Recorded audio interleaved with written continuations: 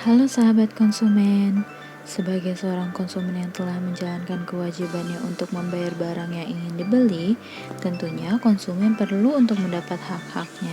Pernahkah kalian mendapatkan barang yang salah, barang yang rusak ataupun mengalami penipuan? Lalu bagaimana sahabat konsumen menanggapi hal tersebut? Apakah sudah melakukan komplain dengan tepat atau justru takut untuk melakukan komplain? Sengketa berkaitan dengan pelanggaran hak-hak konsumen yang diatur dalam Undang-Undang Perlindungan Konsumen atau UPK pada bab 10, pada pasal 45, pasal 46, pasal 47, pasal 48 tentang penyelesaian sengketa.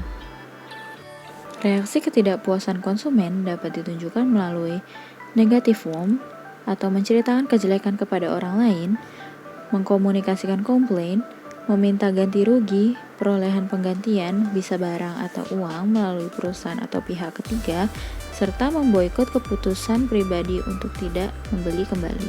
Model penyelesaian sengketa dapat dilakukan melalui 1.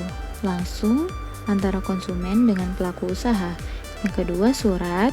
Yang ketiga, melakukan pengaduan ke siswa spk.kemendak.go.id.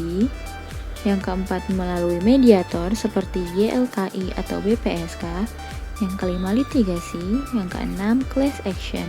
Agar komplain itu berhasil, Anda perlu tahu triknya. Yuk simak penjelasan berikut ini. Yang pertama, kita perlu mencari tahu layanan purna jual. Perusahaan yang berorientasi pada servis biasanya memiliki sistem purna jual yang baik.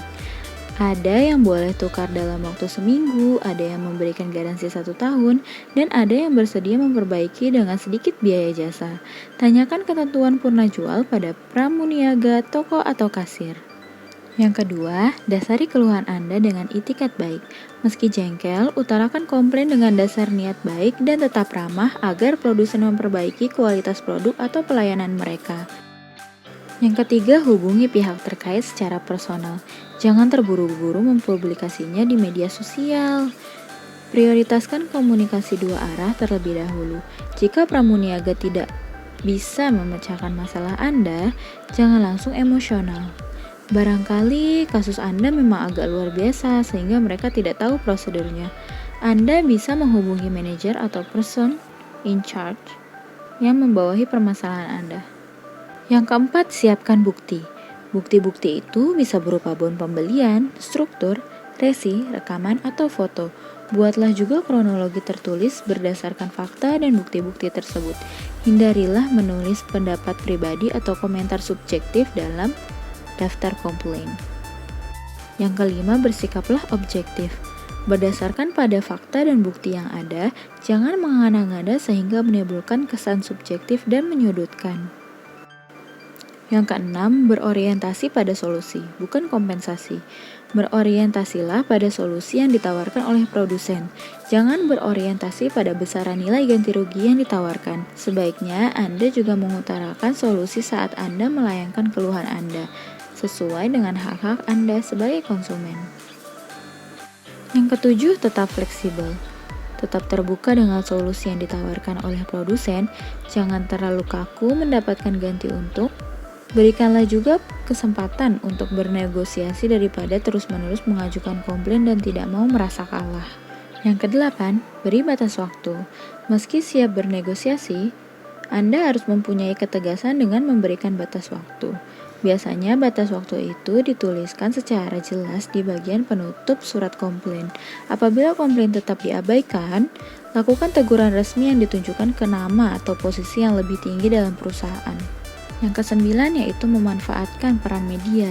Jika Anda tidak mendapatkan solusi, Anda bisa menuliskan kasus komplain Anda ke media sosial dengan menyertakan kronologi serta bukti-bukti terkait sampai komplain Anda ditanggapi oleh pihak terkait. Jika komplain Anda ditujukan kepada seorang seller di toko online, Anda bisa membuat komplain di laman dagangannya sehingga calon pembeli lain dapat membaca kasus yang menimpa Anda. Dan yang terakhir yaitu ambil langkah hukum. Jika surat Anda berulang kali diabaikan, tingkatkanlah intensitas komplain dengan membahas kemungkinan konsekuensi hukum serta mengadukan keluhan ke lembaga-lembaga sosial atau yayasan perlindungan konsumen. Jika situasi telah mencapai titik di mana Anda merasa perlu melakukan ancaman, Anda dapat menyewa pengacara dan membawa kasus ke persidangan. Nah, setelah mendengar penjelasan tadi, jangan takut ya untuk melakukan komplain jika barang yang kita terima salah ataupun rusak. Ayo jadi konsumen cerdas yang paham hukum perlindungan konsumen. Pesan ini disampaikan oleh Himaiko IPB.